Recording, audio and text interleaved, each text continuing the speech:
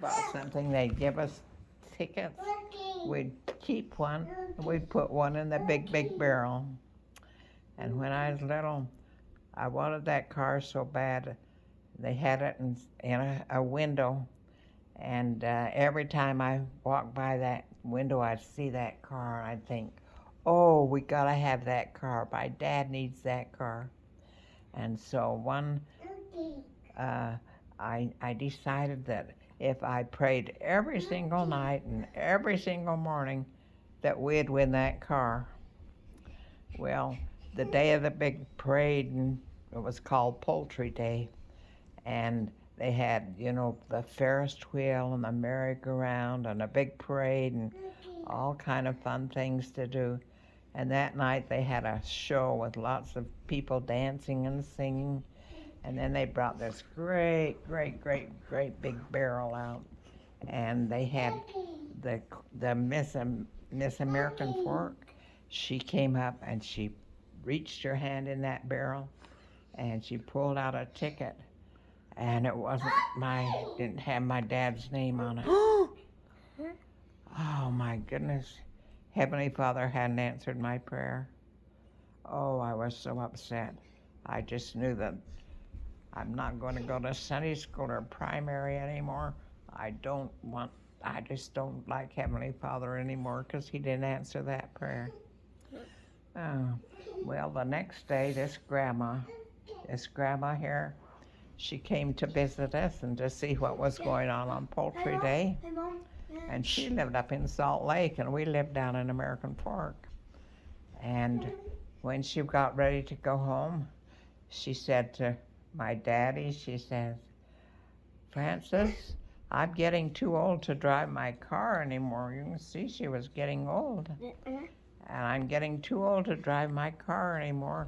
I want you to take Father and I home, and the car is yours.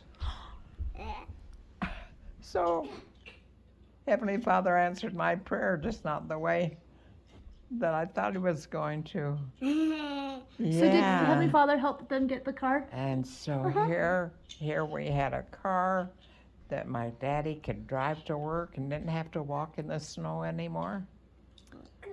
And it was the best car. We drove it for such a long while.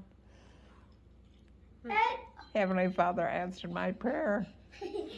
And then this one, we kind of named you after her. Grandma, can you tell Elisa a story about this grandma? About your mom? Which stories about her? Anything. We would just love to. Right, Elisa, you want to hear a story about her? Yeah. Well, I'll tell you, when I was just a little older than him, a little older than you, this grandma Like 9 was or 10. the president of the Relief Society. At church. And we always had in our house, they used to make quilts. Quilts, you know what a quilt Like is? a really nice big blanket.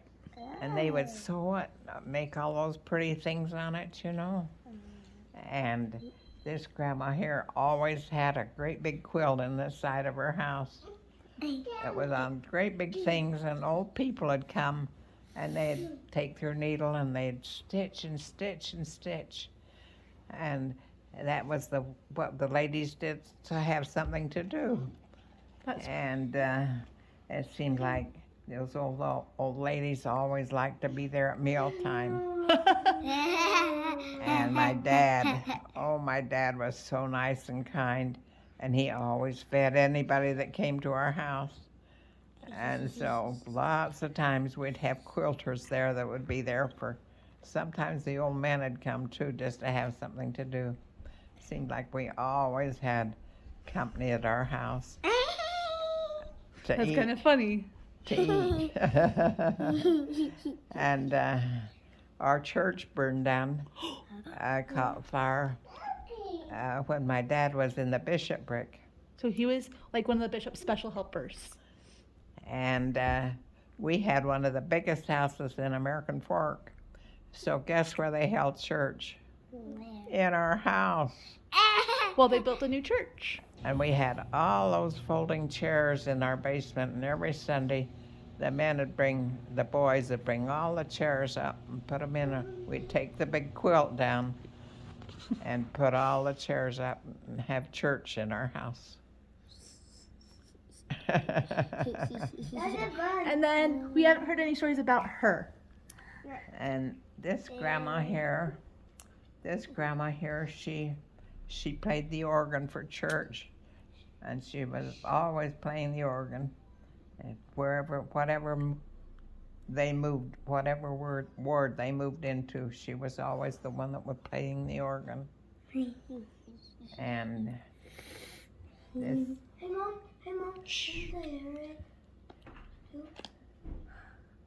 and this grandma here, she also had. Did you remember 4-H at all? I know what 4-H is. This grandma here also had 4-H.